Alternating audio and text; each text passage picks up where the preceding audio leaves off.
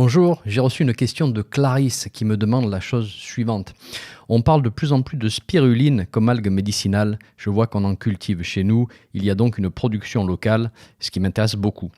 Pourrais-tu nous dire ce que tu penses de cette algue? Est-ce qu'elle est vraiment prometteuse ou alors c'est encore un coup de marketing en la positionnant comme produit miracle?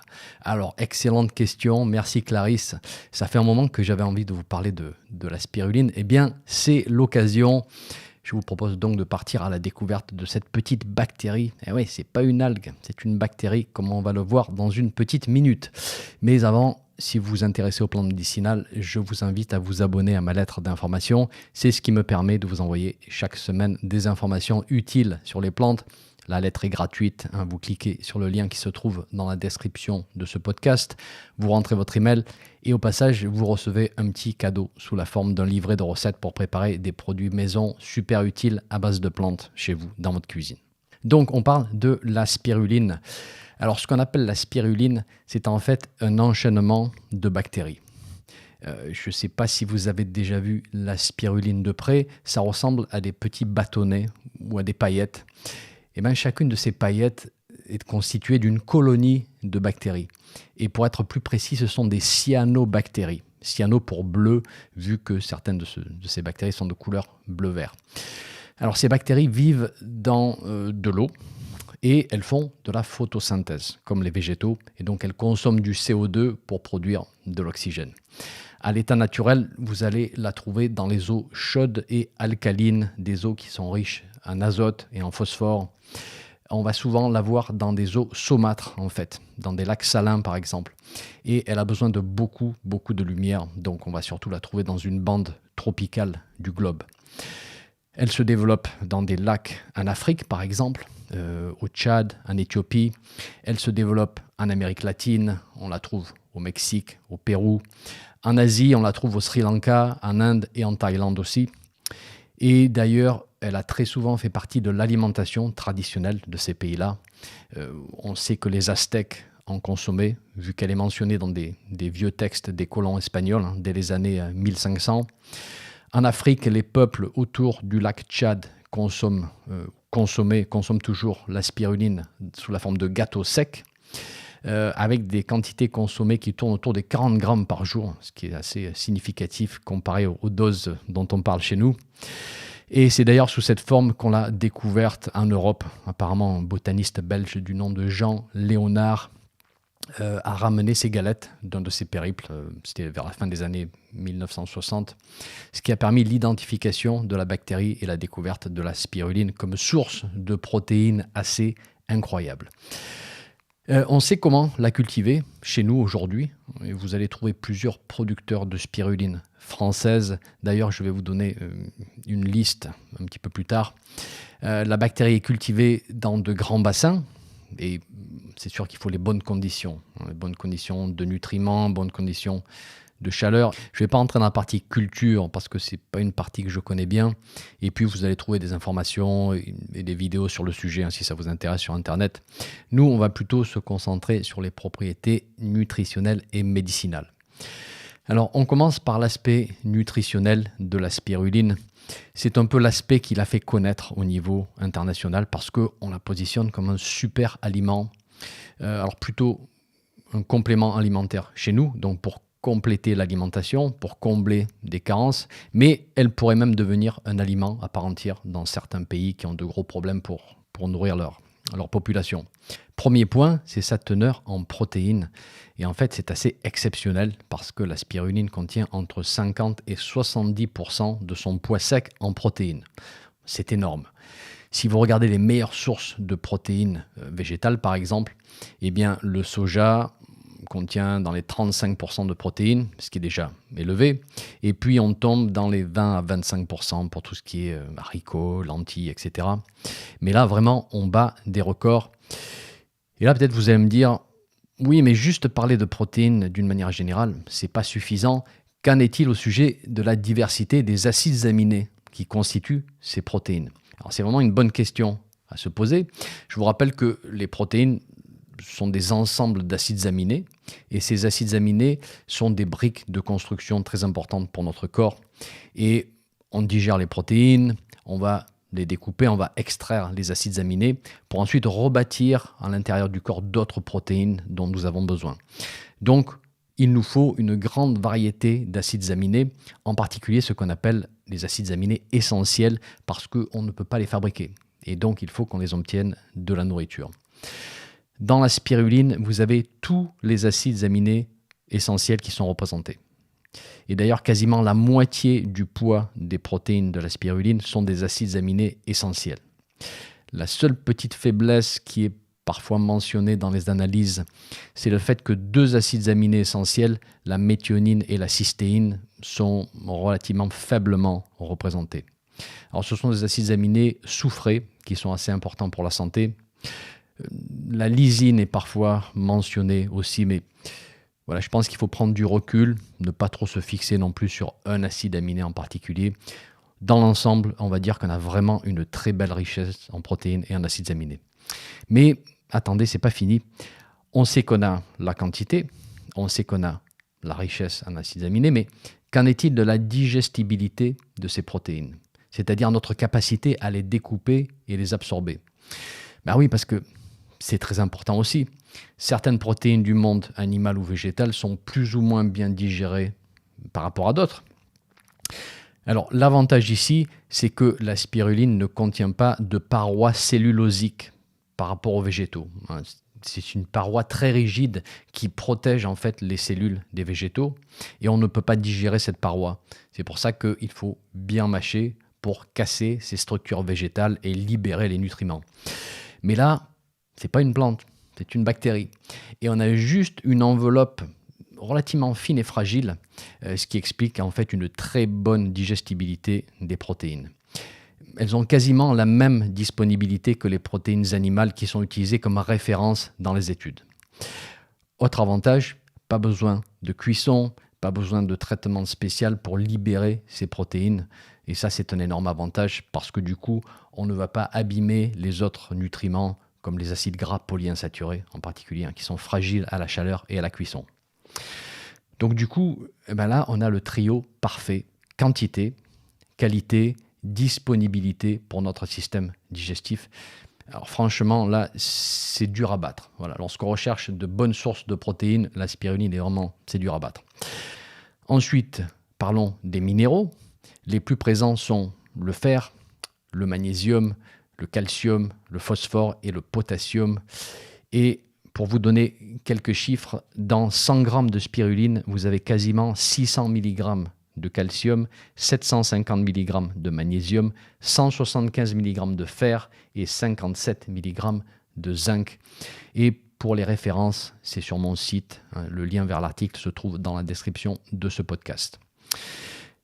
Vous verrez souvent la spiruline positionnée donc comme complément alimentaire pour différents types de problématiques. Par exemple, pour les problèmes d'anémie ferriprive, c'est-à-dire une anémie qui est due à une carence en fer.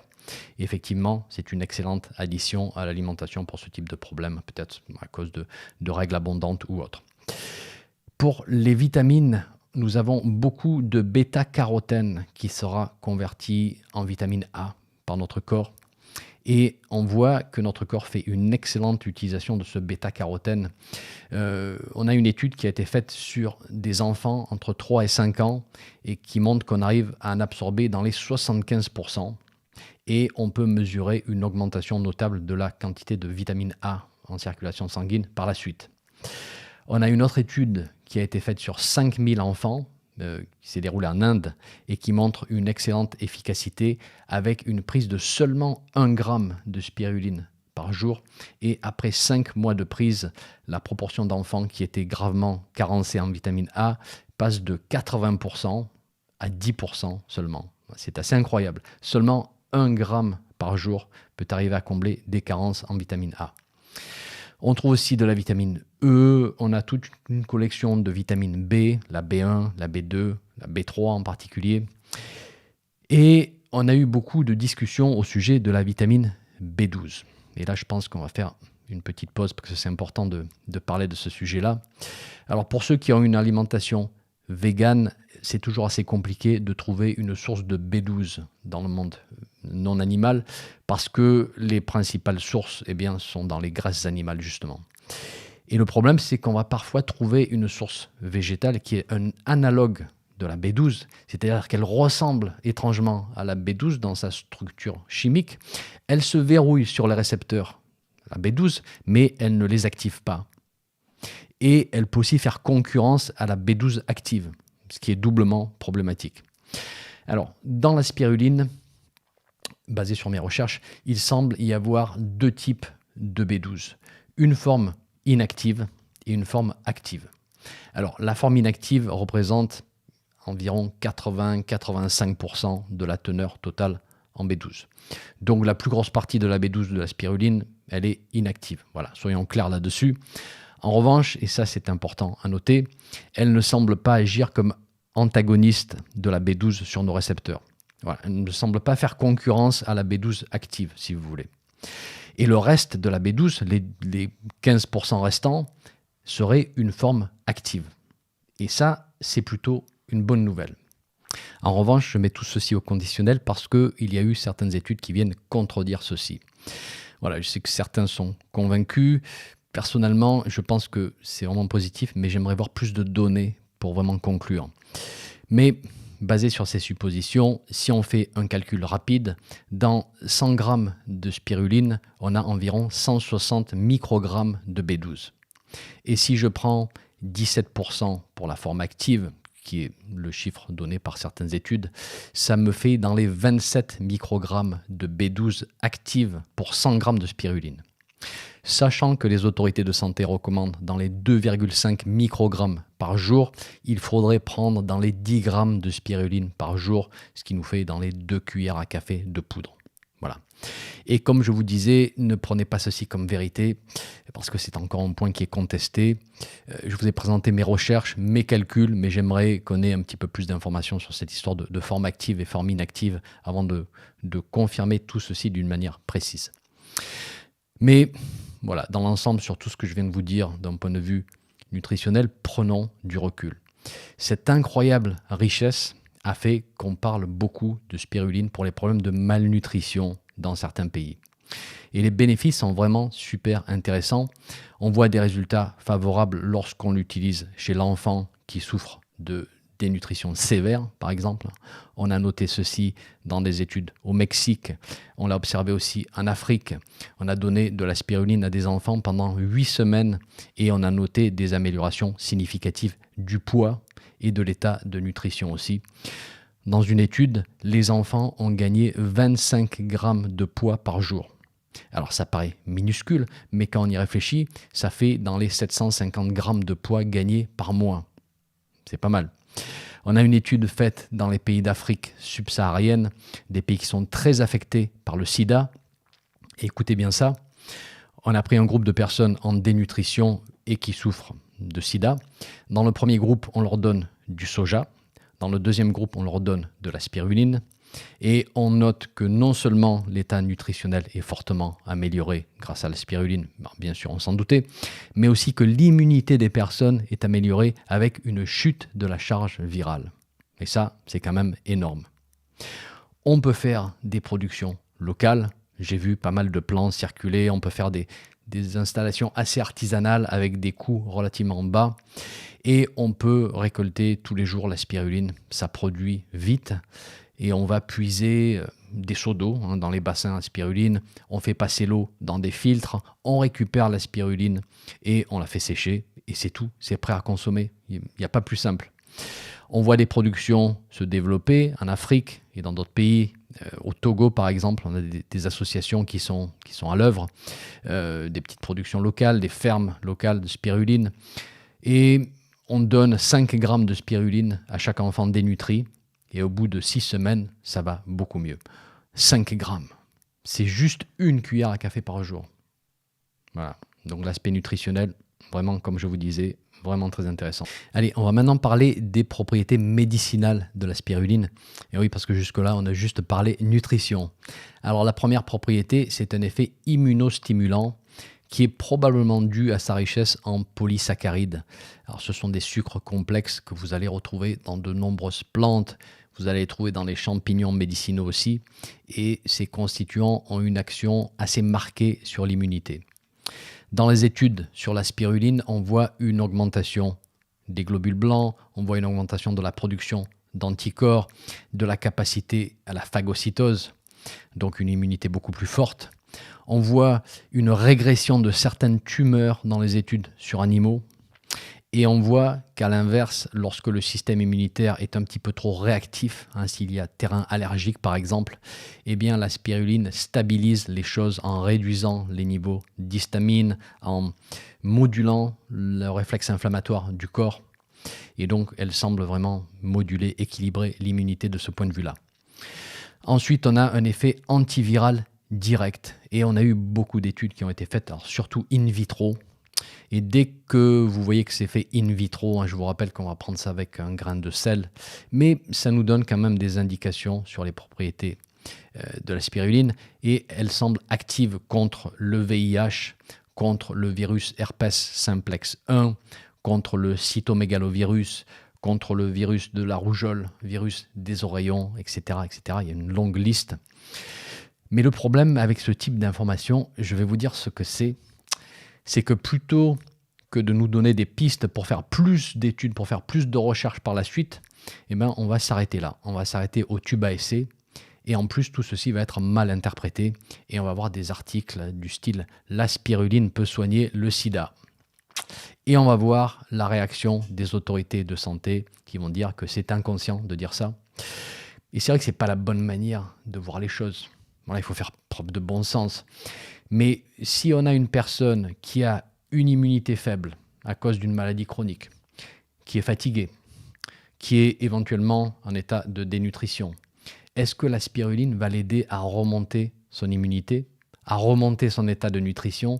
Est-ce que la spiruline va l'aider à combattre la charge virale, à combattre les infections opportunistes? Bien sûr. Basé sur ce que nous dit la science, comment est-ce qu'on pourrait dire le contraire? Mais c'est du long terme, c'est du soutien des fonctions vitales. Voilà. Mais bien sûr qu'elle va avoir cet effet-là. Ce n'est pas la substance miracle délivrée sous forme de petites paillettes ou de poudre. Mais elle peut être d'une grande utilité pour soutenir les processus vitaux de la personne. Voilà. On a un nombre d'études qui démontrent que la spiruline a un effet protecteur sur le système cardiovasculaire en agissant principalement sur des déséquilibres métaboliques.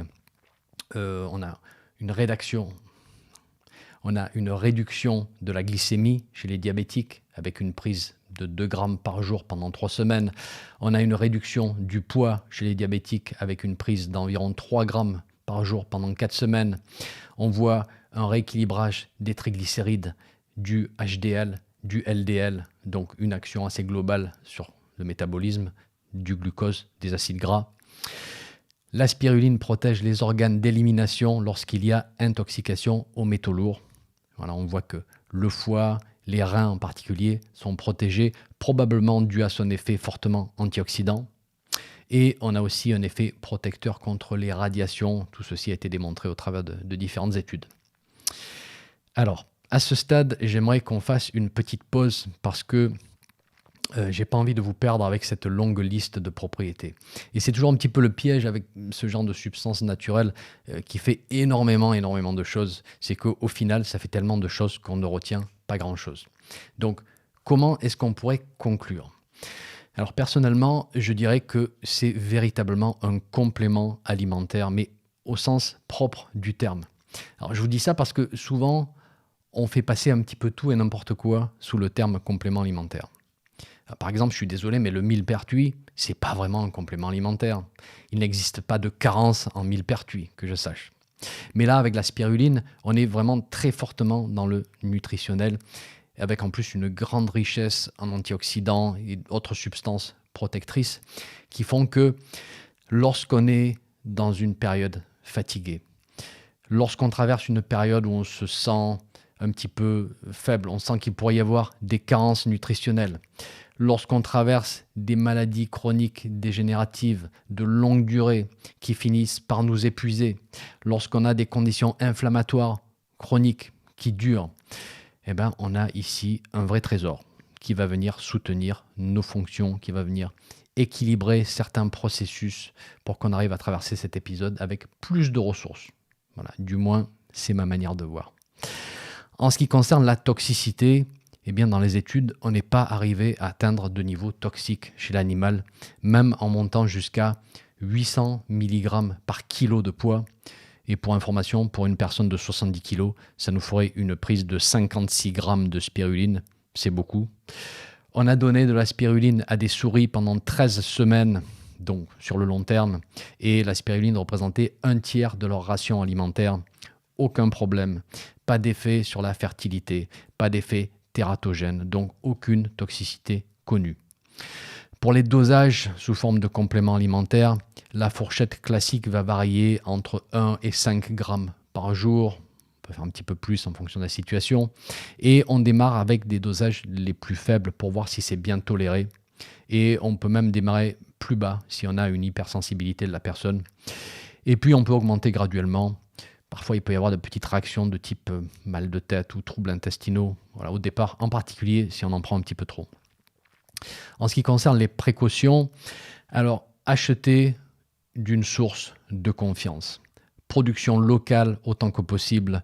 Assurez-vous que vous achetez bien de la spiruline avec le mot spiruline sur le produit et pas quelque chose de très générique comme par exemple algues bleu-vert ou quelque chose comme ça. Parce qu'il peut y avoir des problèmes d'adultération et même parfois de contamination avec des toxines. Idem pour la présence de métaux lourds. Si on cultive sur environnement pollué, eh ben, c'est clair que ces organismes vont fixer les métaux lourds. Voilà. Donc là, c'est pareil, producteurs de confiance qui garantissent un environnement le plus pur possible. Et dernier point, l'ANSES contre-indique la spiruline si phénylcétonurie. Alors c'est une maladie génétique relativement rare, mais c'est tout de même à noter. Sur mon site, dans l'article associé à ce podcast, je vais vous mettre la carte de tous les producteurs français, une carte qui nous provient de la Fédération des spiruliniers de France. Donc ça va être une bonne ressource pour vous. Et bien voilà pour la spiruline. S'il existe une substance naturelle qu'on peut cataloguer comme super aliment, je pense qu'on ne va pas trop hésiter pour la spiruline. Ces petites bactéries sont pleines de potentiel. Elles sont très faciles à produire et elles deviendront peut-être l'une des solutions privilégiées pour les problèmes de malnutrition dans le monde. On l'espère en tout cas. C'est tout pour ce podcast. Merci d'avoir écouté. Merci de faire circuler ces connaissances. Et sur ce, je vous dis à très bientôt. Et avant de partir, n'oubliez pas de laisser un petit j'aime. C'est rapide et c'est toujours apprécié. Merci.